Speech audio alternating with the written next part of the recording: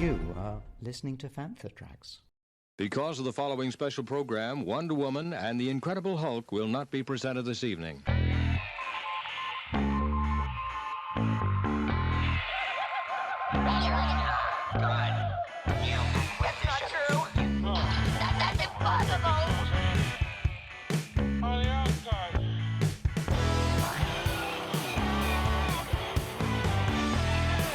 It's time to get all your Star Wars news in a single file. This is Making Tracks. Here are your hosts, Mark Newbold and Mark Mulcaster. That's not true. That's impossible. Greetings, Exalted Ones, and welcome back to Making Tracks Reaction Chat for our Book of Boba Fett First Reactions, brought to you by those skugholes over at fanfatracks.com. Before we go any further, this is a spoiler-filled discussion, so if you haven't seen Chapter 5 of the Book of Boba Fett yet, then you may want to hit pause on this podcast and come back once you've had a chance to see it. But if you don't mind being spoiled, then strap in and let's chat Boba Fett. So, if you remember in Chapter 4, The Gathering Storm, we saw how Boba and Fennec Shand met and how it tied directly into Chapter 5 of The Mandalorian. Fennec helped Boba take back the Slave One from Jabba's palace before he launched a flyby assault on the Nikto biker gang who were responsible for wiping out his Tusken clan. They also went looking for Boba's armor back at the Sarlacc pit to discover it wasn't there, and as we know, Boba's armor by now is hanging off of the wiry frame of Cobb Vanth. Back in the present day, we learn that Boba's fully healed, so no more battle sessions or possibly flashbacks, and he held an audience with the heads of the Mos Espa criminal gangs where they agreed not to get involved with the oncoming war between the Pikes and the House of Boba. We left Tatooine as Boba and Fennec agreed they would need to hire more additional muscle if they were ever going to defeat the Pikes, and we were played out with a theme tune from The Mandalorian. Cue a lot of speculation and excitement. But we didn't have to wait very long, as this week, Bryce Dallas Howard returns to a galaxy far, far away to direct Chapter 5, Return of The Mandalorian. With a runtime of 52 minutes, our Book of Boba Fett story takes a sidestep to another corner of the galaxy. With a runtime of 52 minutes, our Book of Boba story takes a big sidestep to another corner of the galaxy. And here, to get his first reactions, is the only man I know who's ever dated a Jawa. It's Mr. Mark Newbold. Mark, how you doing, buddy? Don't knock it till you try it. Exactly. I hear they're a bit furry. I mean, I can't really say it was special. Special. Yeah. I bet it was. I bet it was a bit special. Yeah. So before we dive into big story aspects and stuff like that, what was your kind of first initial overall reaction to this episode? Ooh, I would say happy satisfaction. It was an unexpected episode. I didn't expect at all what we got. I knew Mando was coming in because they basically told you last week with that little do-do-do-do bit, so we knew that was coming. Heard rumours that you would see his new ship, did not expect the ship that he got to be the ship that he had. To him going back to Tatooine, that amazing planet, that ring city. I need to know more about that because that just looked phenomenal. Just so many things. And also, if anybody had any doubts that Lucasfilm loves The Phantom Menace as much as it loves any of its other Star Wars properties, this episode smashes that completely out the water. This episode was a love letter to The Phantom Menace as well. Just gleefully happy watching this one. Really enjoyed it. Yeah, I mean, for me, the same. I really enjoyed it. You can understand where there was people talking back last year that the Book of Boba Fett was really Mandalorian Season 2.5. And in some respect, that is basically what this is. This really kind of answers the questions that, you know, we all had after the end of the last chapter of Season 2 of The Mandalorian. I was quite surprised because I was expecting, really, at some point, once he got to Tatooine, that we would start to kind of get more interplay with Boba, but actually to spend all that time with Mando, I think was quite special. I mean, obviously, you could probably take the critical perspective and say, well, actually, why have you done this? Is there not enough story within the Book of Boba Fett and Boba's own story to really sacrifice a whole episode to the secondary character in at least this story arc? But I think it kind of works. And like you said, from the moment that actually we heard that interesting The Mandalorian Book of Boba Fett theme tune mashup, I was well in. One thought in regards to it being essentially a Mandalorian episode, which it really was. We now know beyond doubt, and they've said it, so it's no secret, that all these shows are going to interlink and all these shows are going to cross over, because this was a Mandalorian episode and you were following on from chapter 16 of season 2. You're kind of finding out a little bit about what happened next. You don't know about the resolution. We meet the armorer again, which was very welcome. The heavy Mando, Paz Vizsla, very welcome. All these elements are in there. Mando, you didn't quite know how he was going to be after he hands Grogu over to Luke. And incidentally, the second X-Wing pilot was the guy that played Luke in that episode. Just sort of to see he's still sort of thriving, but he is a little bit lost. He's prepared to join their covert quite willingly. which kind of falls apart, which we'll get into. Everything about it, to me, even though it was very much a Mandalorian episode, is all about building up this bigger storyline. And so now I would anticipate when we get into Ahsoka, or if they ever do Rangers of the New Republic, which they probably won't, it feels like that's gone. But if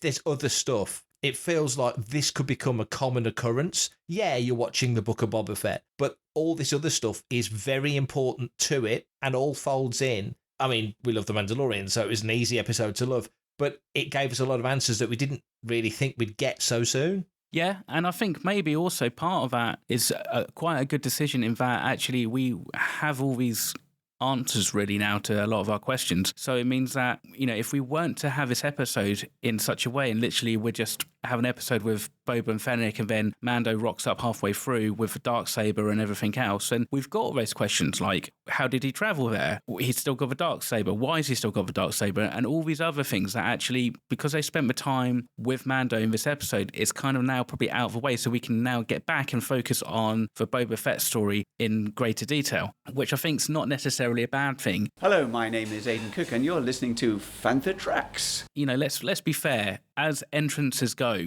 into an episode of any Star Wars film or TV show, I think that entrance that he did into that kind of cold cellar was pretty awesome. And that whole opening scene, it had that whole gangster underworld vibe. I just thought it worked really well. It shows you that obviously he's, he hasn't really kind of missed a beat since he left Grogu, and that actually, he's kind of found a place. And that Spire City, I thought actually was pretty damn near perfect Star Wars. There was something about it that I just thought, for me, this works. This doesn't feel like some kind of nod to another franchise or a different influence. This just felt naturally Star Wars and would fit into any film that I think we've had. Visually, to get that on television, the look of it, I mean, and there has been criticisms over some of the effects in the last couple of episodes. There can be no criticism about this. I mean, that was just insane. The design, you felt like you were there, everything about it. And like you say, yeah, Mando has moved on. He's still kicking ass and taking names, clearly. Like you say, great entrance, great start to the episode, unexpected. He's got the guy bang to rights. There he is on the holo, the holo image, and it's not going to end well. And he catches himself with the Darksaber, which I thought was interesting as well, because at the time I thought, has he caught himself with the saber? Or have they got him? As one of them caught him. And then I realised, no, he's nicked himself with the saber. Yeah. And then that whole plays out when he meets the armourer, and she's like, you're not ready to wield the sword. You're strong enough physically, but you're not mentally ready to wield the sword. And then Paz Vizsla sees an opportunity because she's just done that great little sequence talking about Bo-Katan and the family of Bo-Katan. And we get that amazing sort of flashback, the only flashback really, to the sacking of Mandalore when TIE bombers are flattening it and the K2SO droids are all walking through, shooting everything inside. That was a powerful, reminded me of Terminator 2, had a Terminator 2 vibe. Yeah, massively. Yeah, real kind of proper James Cameron T2 vibe with that. And I think that's probably a fairly overt homage to it. I just love the name. Was it the Night of a Thousand Tears or something? Is that what they call it? Yeah. It was really interesting just to see how the armor's moved on and it's only her and Paz Vizsla. They're still kind of doing what basically they were doing on Navarro. They're kind of hiding out and stuff. It was a really kind of interesting watershed moment after he had defeated Paz, and she's like, have you ever taken your helmet off? And you can kind of tell, even though you can't see under the helmet, but he's kind of like, I kind of want to BS my way out of this, but at the same time, I think she knows, so there's no point trying to do it. Yeah, exactly. I think that would probably have been a slightly easier way out, but it might have actually made for a slightly interesting story. If you were to kind of do a choose your own adventures and that he got to that crossroads, so then you could understand, or maybe actually,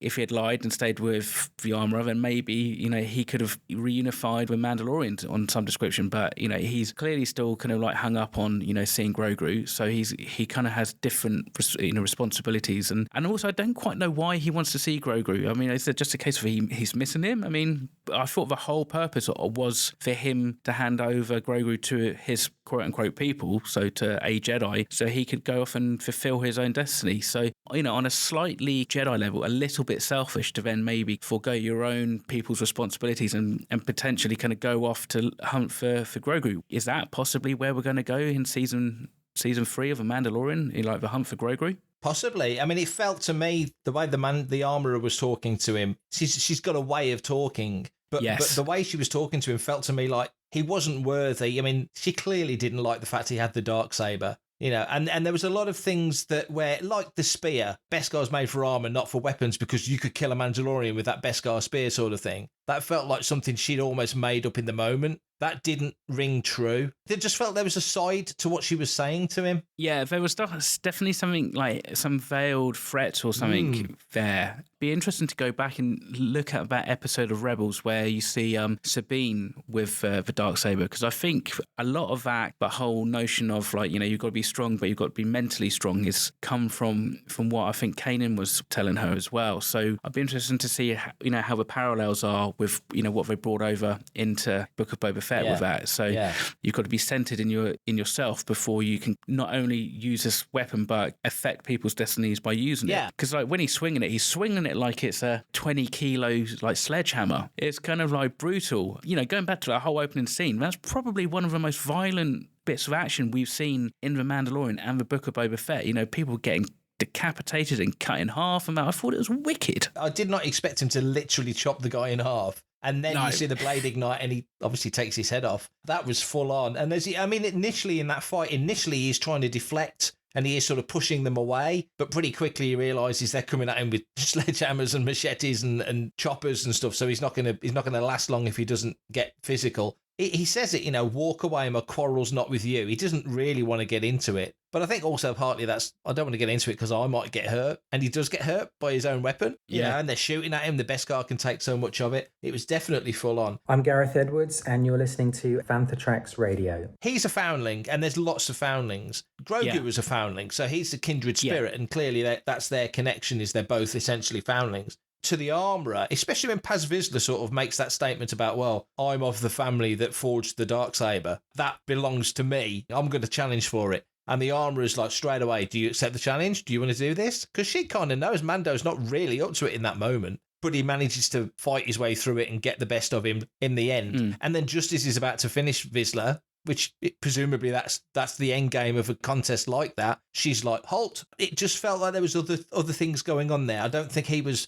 playing with the same cards that they were playing with. He definitely defers to them. He's ready to join the covert, but he defers to them. So that whole sequence on that, like I say, I want to know more about that location. Thought that was absolutely fascinating. The one thing I really liked was the really kind of obvious use of a vibro knife. Yeah. Because you could see the blade vibrating. Yes. And it's, it's one of those things that I can remember a lot in like the Timothy Zahn original Heir to the Empire trilogy and that. Like, I think it's on Han Solo trilogy, if I remember. I think it's way back. But you see it used or mentioned quite a lot. It's kind of like, so how would that actually work? But to actually physically see it oscillating in the way it does, so it's kind of like, that motion blur was really interesting. I just thought it was really cool. But I think partly maybe what it comes down to with between the armor and Paz Vizsla and Din is, I wonder if it is a societal issue whereby because he is a foundling and let's say those two are true bloods, whether or not maybe there is a certain level of snobbery there, for lack of a better term, but actually, he's not a true Mandalorian, whereas obviously, as Paz Vizsla says, he is, from a house of Vizsla, so he's got a lineage all going,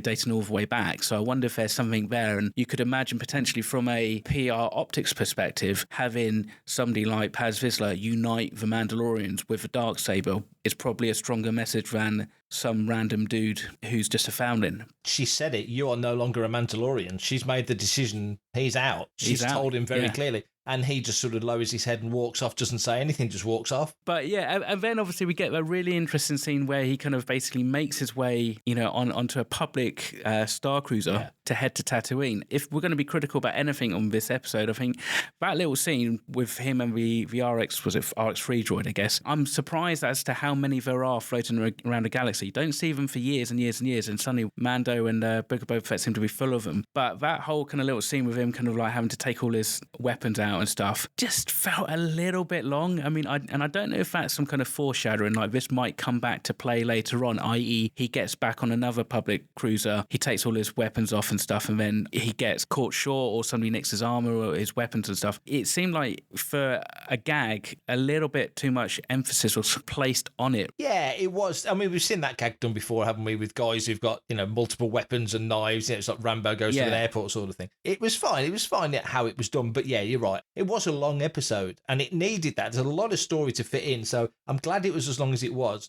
But you're right. I think if you were going to trim anything, it would be that you could have conveyed what was going on a downside quicker than you did. But then, by the same token, foreshadowing, going to Tatooine on the public cruise, the Rhodey kid in front was kind of cute. Obviously got him thinking about Grogu. Another thing I noticed was that the package, whatever he's got in there, was tied in a little knot, and the little sides of the sort of handkerchief looked like Yoda, like Baby Yoda's ears. Basically looked like Grogu. So just little touches like that were very nicely done. But it's really sweet. And what I really like actually was, I think it's probably one of the first green Rhodians that we've seen in ages, in live action anyway. It seems like for a long time, all the aliens were kind of like more kind of flesh coloured and stuff like that. And, I don't know if it's a worry that people would get confused that you see a green Rhodian and you're going to think it's Greedo. But yeah, it was really nice to see the green Rhodian kid and his mother and that interplay. And then obviously when we see later on once he's in the new starship and that, and, you see them on the ship as well. I thought that was great. I thought that was really funny. It was cool because actually when they landed, and read into this as much as you like, but when they landed on Tatooine, because obviously we don't get any captions as to, what planet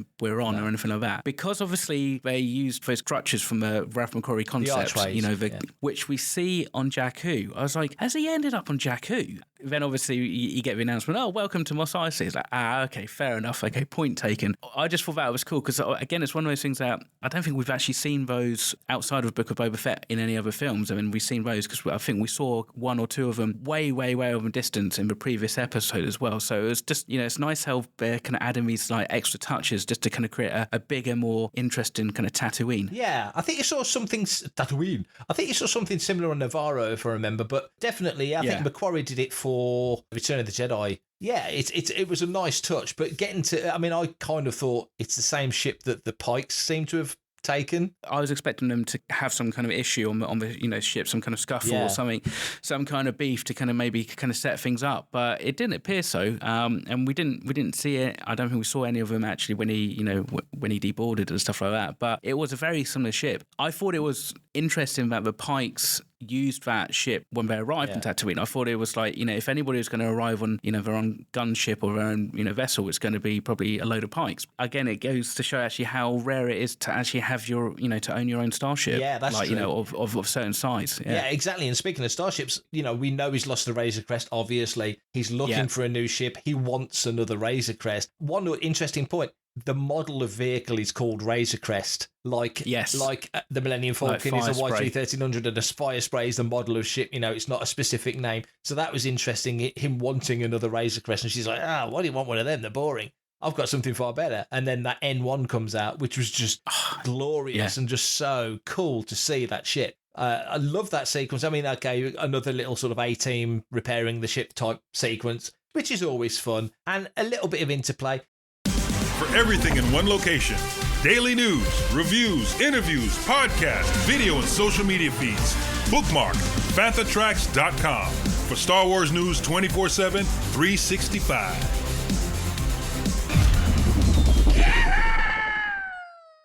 Peli as a character, I like her in small doses. I don't think she's a character you could hang an episode on, but she's one of those incidental characters. I know from when I used to roleplay a lot, and we'd always have a sort of a supporting cast of NPC characters that you would bump into in the cantina or bump into when you went to the boss's palace or whatever it was. She's one of those incidental background characters because you've got the pit droids, you've got R5D4, you've got Treadwell, she's got a little robotic menagerie of characters, BD as well, so you got all these little characters knocking around, which is kind of fun. So when he gets that hot rod up and running, I mean, George Lucas must have absolutely loved this episode because that ship felt like a hot rod.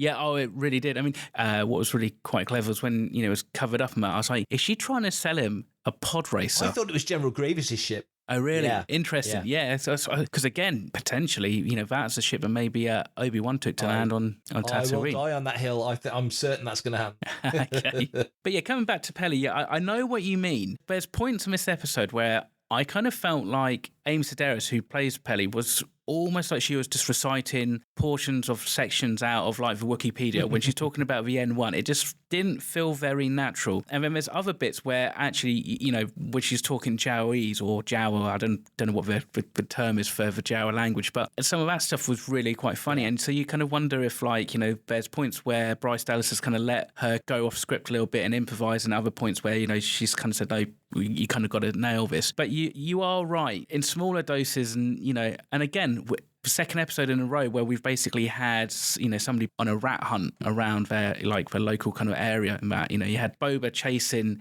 the rat catcher droid last week, and now you've got Pelly and her droids chasing. I don't know what that. I think it was a womp rat. I think it was a womp rat. Okay, well, yeah, womp rat. That makes sense. And it's just kind of like, okay, so yeah, it's kind of same gag 2 weeks in a row, and again, it's like it was a nice introduction to her, and I was expecting her to not be, in this episode for as long as she was, but fair play. She's kind of like one of those characters that when I think about her role in the universe and stuff, I can go, actually, yeah, she's not too bad, and I don't mind her so much. But then when I watch an episode, I'm kind of like reminded, actually, yeah, do you know what? She's just pushing that annoying boundary a little bit. You just kind of go, yeah, I've kind of had a little bit too much of you in this episode. To be fair, once he gets to Tatooine, and the whole thing is really about his ship, getting the Razor Crest 2 or whatever the hell he's going to call it. But you're right, he gets up and running, and it looks magnificent. And of course, being a mook who sold his N1 Starfighter many years ago when I sold all my prequel stuff, the moment the episode finished, I was right on eBay trying to hunt for a nice boxed Nubian Starfighter. So, yeah, same. And I'm not telling you how much I paid for it, but oh my God, I was like, it's all good fun. Hello, this is Jay Manchand. I'm a Star Wars Tops artist, and you are listening to Fantha Tracks. When he let's take her out for a spin kind of thing. Love that, because it's real world. It's what you would do if you got a new car, take it out for a spin. He's taking her out for a ride. You're flying it like a gunship, fly it like a starfighter. It's like, okay, that makes sense. And when he pokes that throttle, my goodness, that ship just goes absolutely awesome. Taking it down Beggars Canyon, the whole sequence of shots that were just straight out of the Phantom Menace playbook, just beautiful. Absolutely loved it. Can't wait to watch that scene again. And then just taking her up into the skies through the cloud cover out into orbit. And then, of course, the X-Wings turn up, that little sequence that we mentioned, that was nicely played. I recognise your voice. Don't you own a Razor Crest? With Carson Teva was just great. Everything about that whole sequence was brilliant. I just liked how, when he just ignites those thrusters and he's just gone, and those T-65s are just left completely in the dust, and it's just like, it's too much hard work going after him. Let's just do you want to go back to headquarters and fill out the paperwork, or should we just stay out here and pretend it never happened? Exactly. Yeah. which is good. I suppose a good way to kind of get him out and that. So he then lands back in the hangar bay and meets Fennec quite honourably. He kind of says, I'll come and help out. Yeah. No charge, but I've got something to do first. Are we assuming that's when he goes off to go and see Grogu? Do we think he knows where Grogu is? Because he could be off chasing Grogu for weeks and months, which by the sounds of it, or I would think Boba doesn't have that kind of time to hang around. Part of me thinks that maybe this trying to seek Grogu, give him the gift that was made out of the Beskar spear, that might be essentially a flashback episode we get in season 3 of The Mandalorian, where you find out where he went and what he did, and that they're not going to waste any time next week. We'll just assume that that's something we'll see somewhere down the line, and he'll be back ready to fight and work and be the muscle, for Boba Fett in his current predicament. It just felt like this episode was very neatly resolving certain things and setting other things up. It was very neatly done. I wouldn't be averse to seeing it, but we've only got 2 episodes left. It feels like it really needs to get going. And this week, it really did get going, completely not in the way that I thought it would. It's kind of like a side story here, which would be interesting to see how it all kind of fits in next week. And Matt, and what are you expecting from next week's episode? Well, this week was such a shock. I fully expected Mando to turn up at the palace and for them to get into doing whatever they're doing with the bikes this week. So for it to be an episode centered around Din Djarin so completely and give us so many answers to what's happened in the past, flashback sequences to how Mandalore got the way it was, the stuff with the armourer, didn't expect to see the armourer or Paz Vizsla, No. seeing Mos Eisley looking so good, seeing an N1 star, just so many things that we saw, did not expect it. So next week, I'd like to say, can't wait to see the Mandalorian in Boba's palace. Got to say Boba's palace. Keep wanting to say Jabba's palace, but Boba's palace. I want to see if other characters take a step back when Mando turns up, because there's a little bit of Boba Fett who, the guy's been off the scene for a while and he's not quite getting the respect that he should get. If he's got the Mandalorian, Din Djarin, on side, I think once Din throws his lot in with you, then he's in. It said everything that he threw the money back at Fennec and said, it's on the house. You stood up for me. You helped me with my quest, so I'm going to help you with yours. Very much a reciprocal thing. Bit like last week when Fett's like, I've got some scores to settle, and he didn't mess around. He just went straight out and did it. So I think these guys are men of their word. next week. I think next week's going to be a bit tasty. I'm thinking there's got to be a lot of action coming next week. Yeah, I think so too. I think it's going to really ramp up. We've only got 2 episodes left, so, hopefully we're going to start to see the hammer come down a little bit maybe on Boba. I was slightly worried that we weren't really going to get Mando in this week's episode. I actually thought before I saw the episode that there was something they're going to tease and it was going to be like next week, and this week was going to be, maybe just more issues on Tatooine. So I'm really glad we got this episode, and the way it was done as well, it felt like a proper crossover episode. A bit like that first episode of The Bad Batch when the logo kind of bled through from the Clone Wars into Bad Batch logo. It just with the music, that kind of worked. And I'd like to be surprised and see if maybe either Bo-Katan or maybe even Paz Vizsla turns up. Maybe he, in the final episodes to help Boba. That's what I'd like to see. I'd like to see some kind of coming together of Mandalorians that we haven't really seen, because they're now fewer in number than they were at the beginning of The Mandalorian, because they lost quite a few of them on Navarro. They're as threatened as a culture, as a creed now, as the Jedi were after Order 66, aren't they? Yeah, easily so. So I'd love to kind of see them come together and unite. I mean, maybe that's something we're going to see in Mando Season 3, and it doesn't really necessarily play into this. I kind of think that at the end of this first book of Boba Fett, it's going to be like kind of get the local power base consolidated and then start to focus on the wider galaxy as a whole later on. It'll be interesting to see if that's the route they take, because, as much as it's not necessarily been as exciting or the hit that I think some people wanted, I still think this has been a really solid series so far. And, we've still got 2 episodes left. So, there's still plenty of time left to really kind of ramp things up.